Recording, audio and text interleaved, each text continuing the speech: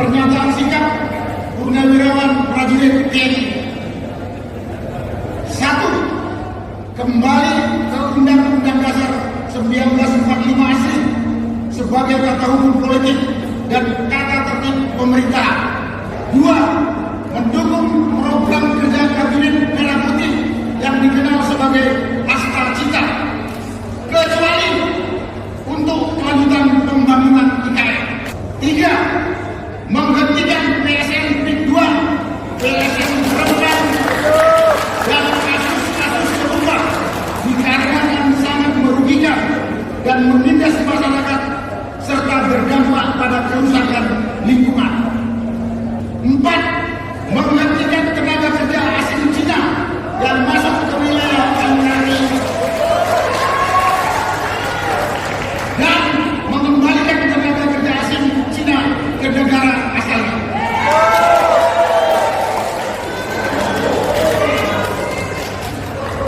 5. Pemerintah wajib melakukan penertiban pengelolaan pertambangan yang tidak sesuai dengan aturan dan Undang-Undang Dasar 1945 Pasal 33 ayat 2 dan ayat 3.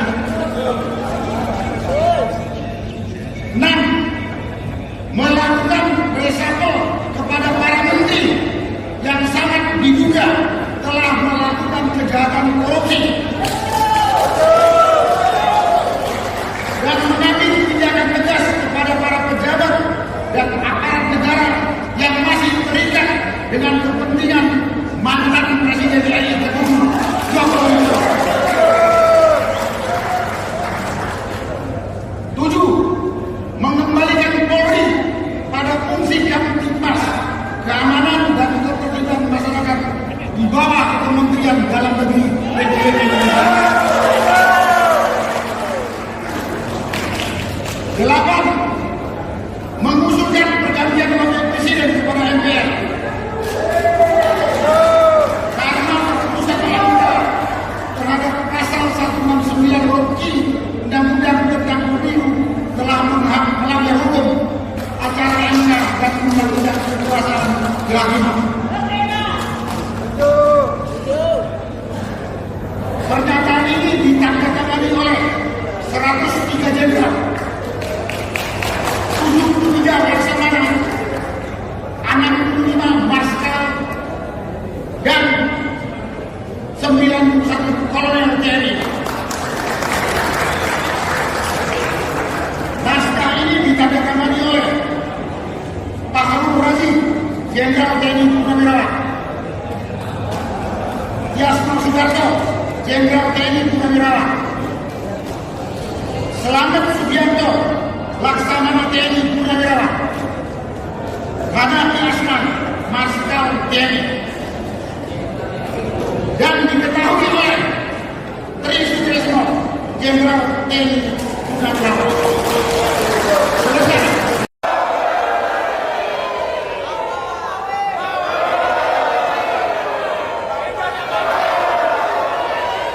Di sisi saya ini sudah ada Bapak Wakil Presiden kami Rizal Fadilah, mohon naik ke panggung ya, supaya saya bisa berbagi waktu ini ya, agar beliau bisa menyampaikan lebih banyak tentang pertemuan kami dengan, tentu saja ya, luar biasa kalau bisa bertemu mantan presiden. Nah, mungkin sayangnya ini mantan presiden yang penuh dengan kontradiksi begitu ya. Nah, silakan Bapak Rizal Fadilah untuk memberikan penjelasan. Nah, Bang Rizal, kemarin itu selalu kita dimulai dengan pertanyaan siapa yang mendalilkan, dia yang membuktikan. Monggo. Ya, terima kasih. Assalamualaikum warahmatullahi wabarakatuh. Bapak-bapak, para purnawirawan dan tokoh masyarakat, pertemuan dengan Pak Jokowi pertamanya baik waktu kita bicara tentang istilah silaturahim, tapi ketika masuk ke masalah ijazah yang harus dia buktikan dan diperlihatkan, ya mulai tegang gitu ya. Karena memang esensinya dua, kita silaturahim dan sekaligus kan untuk minta Pak Jokowi menunjukkan ijazah aslinya. Yang ternyata hal itu tidak bisa diperlihatkan sebagaimana kelanjutan dari berbagai momen termasuk ketika berada di ruang pengadilan juga tidak bisa menunjukkan gitu ya. Maka mungkin konklusinya bahwa satu tidak ada atau dua ada tapi palsu gitu ya. Nah, Bapak-bapak, saudara-saudara sekalian, nah, kemudian ternyata di saat itulah kita bisa melihat Joko Widodo pembohong. Di saat itu, ketika itu dia mengatakan bahwa tidak akan ditunjukkan ijazah selain perintah pengadilan. Tapi ternyata kemudian terberitakan dia menunjukkan ke wartawan. Jadi saat itu juga terbukti dia pembohong. Hanya mau oleh pengadilan diperintahkan, tapi dia menunjukkan ke wartawan, tidak menunjukkan ke kita. Gitu. Dan ternyata dari menunjukkan ke wartawan itu, bahwa ijazah palsunya insya Allah terbukti. Dari mana? Karena waktu menunjukkan ijazah itu ke wartawan, wartawan tanya, ya kan, soal pakai kacamata. Gitu. Jadi fotonya foto yang beredar ijazah itu dengan yang ada di media sosial, nggak ada lagi. Dan ternyata yang disebut asli itu yang seperti itu. Dan itu sudah dianalisis secara saintifik oleh Dr. Rismond maupun Dr. Roy Suryo. Baik foto maupun phone face atau lain-lainnya, bahwa kalau itu adalah ijazah aslinya maka itu palsu. Jadi Bapak Ibu yang saya hormati, waktu di UGM terbukti skripsi palsu karena skripsi yang ditunjukkan oleh pihak UGM adalah apa yang sudah difoto oleh Dr. Rismond dan sudah dianalisis secara saintifik bahwa itu palsu. Jadi waktu di UGM terbukti bahwa skripsi Joko Widodo palsu. Dan ketika di Solo kita menyaksikan, tidak menunjukkan, tapi setelah itu ditunjukkan kepada wartawan, maka kesimpulannya juga ijazah UGM-nya palsu. Maka kita akan berburu terus ijazah itu. Saya kira intinya itu ya. Ya, saya kira mudah-mudahan karena ini bagian dari 3 jenis korupsi, financially corruption, korupsi finansial, satu, yang kedua authority corruption, korupsi kekuasaan, itu diawalinya adalah dari documentary corruption, korupsi dokumen mulainya. Oleh karena itu, mohon dukungan dari bapak-bapak sekalian, ibu-ibu sekalian, kita untuk terus berjuang membuktikan bahwa skripsi Joko Widodo palsu dan berjuang ijazah Joko Widodo palsu, sehingga nanti semua kebijakannya palsu dan Joko Widodo adalah presiden palsu. Kita pernah punya presiden palsu, maka tidak sah semua kebijakannya itu. Ini saja yang bisa saya sampaikan. Terima kasih. Assalamualaikum warahmatullahi wabarakatuh. Saudaraku sebangsa setanah air, gerakan politik untuk mengusut kepalsuan ijazah Jokowi sebulan terakhir ini ibarat angin taufan yang mustahil dibendung. Namun ada sejumlah orang yang secara mata gelap menghujat gerakan spontan yang makin meluas itu untuk membawa Jokowi ke ranah pengadilan. Nah, mereka ternak Jokowi itu umumnya kalah argumen, kalah metode analisa, dan kalah kausalitas ilmiahnya. Ketika Jokowi menyatakan bahwa yang mendalilkan harus membuktikan, pernyataan itu jadi bumerang. Kekuatan intelektual sekaligus kekuatan politik yang dimiliki oleh para penggugat kepalsuan ijazah Jokowi begitu convincing dan domineering dibandingkan dengan kekuatan para ternak Jokowi. Demikian meyakinkan dan demikian mendominasi ya. Nah, saya selain guru besar UGM juga pernah menjadi ketua Majelis Wali Amanat UGM selama 5 tahun antara tahun 2007 sampai 2012. saya menyatakan bahwa sebagai Ketua MBA UGM, saya memiliki kenangan manis tersendiri dalam hidup saya. Selama saya menjadi Ketua MBA, tidak ada gejolak dan konflik di UGM. Pengganti saya adalah Profesor Dr. Sofyan Effendi, sahabat karib saya. Karena Pak Sofyan jadi Ketua MBA seusai jabatannya sebagai Rektor UGM, saya menyatakan bahwa Profesor Sofyan Effendi tepat sekali jadi Ketua MBA. Beliau sudah paham sekali alif ba ta atau ABCD-nya UGM. Jadi dalam kutipan berita jakarta1.com pada 12 April 2025, Profesor Sofyan minta klarifikasi soal ijazah Jokowi. Banyak inkonsistensi yang belum terjawab.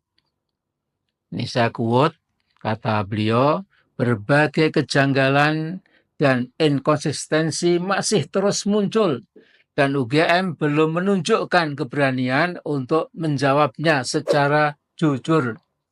Nah, sekarang ini sebagian dari para penggugat tentang kepalsuan ijazah Jokowi adalah alumni UGM yang ikut malu berat mengapa kampus UGM jadi berantakan citranya di bawah kepemimpinan rektor yang sekarang yang sudah diperalat oleh bekas Presiden Jokowi. Bahkan besok pagi 15 April itu sang rektor menghindari pertemuan dengan para intelektual yang sebagian adalah juga alumni UGM sendiri yang malu berat ya, melihat UGM jadi alas kaki permainan politik Jokowi atau Mulyono. Nah, Dr. Resmond Hasihulan Sianipar itu ahli digital forensik. Dr. Roy Suryo ahli telematika.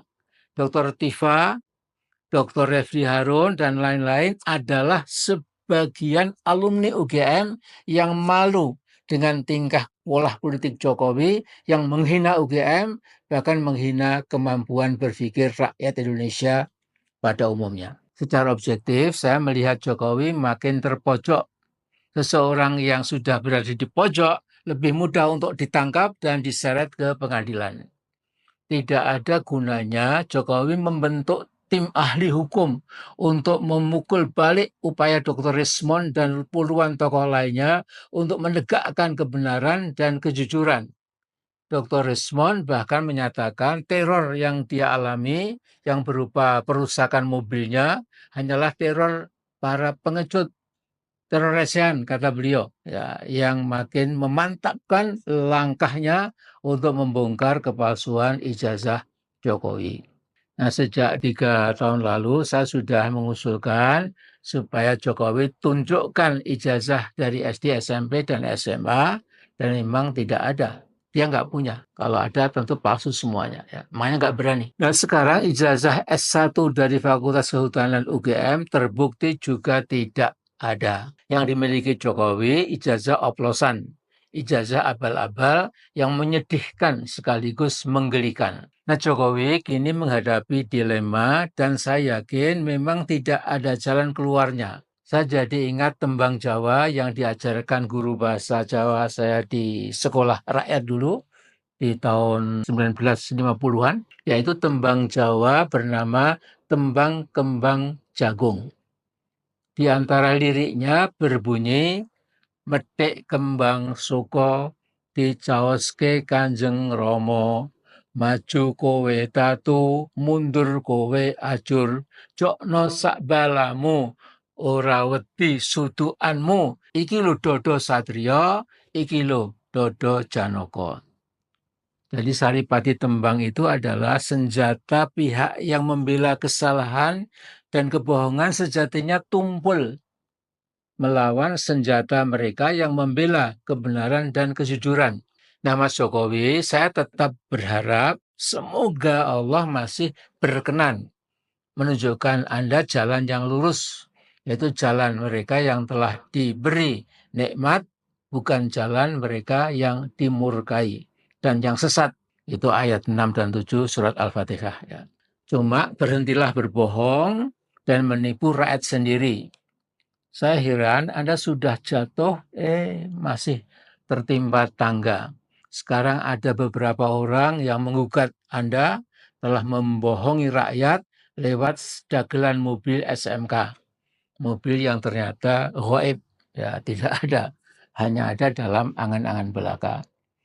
Entah apalagi skandal yang akan menerpa Anda, Mas Jokowi, dan keluarga Anda, saya tidak tahu ya, tapi bertobatlah Mas Jokowi. Pikiran Anda saya duga keras adalah bagaimana membuat Presiden Prabowo gagal supaya si anak haram konstitusi bisa nongol jadi presidenan. Itu impian yang nggak masuk akal ya. Tetapi dengan Pak Prabowo dan Bu Megawati sudah bergandengan tangan ya, join hands, posisi Anda semakin rapuh. Kelompok ternak Anda juga pasti berpikir pragmatis.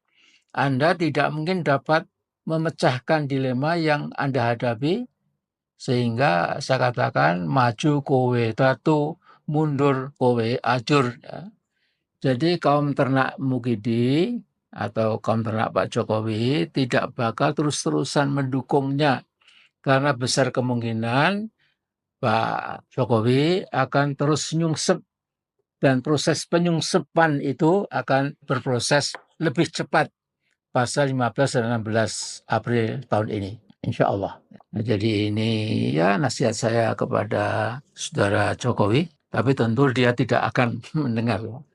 Sudah tutup telinga, tapi ini harus saya sampaikan ya, mudah-mudahan Indonesia, negara yang kita cintai, di bawah Pak Prabowo pelan-pelan bisa mengurai masalah yang demikian ruwet itu, dan jangan sampai anak haram konstitusi itu punya kesempatan untuk mencalonkan diri pada presidensi yang akan datang. Assalamualaikum warahmatullahi wabarakatuh.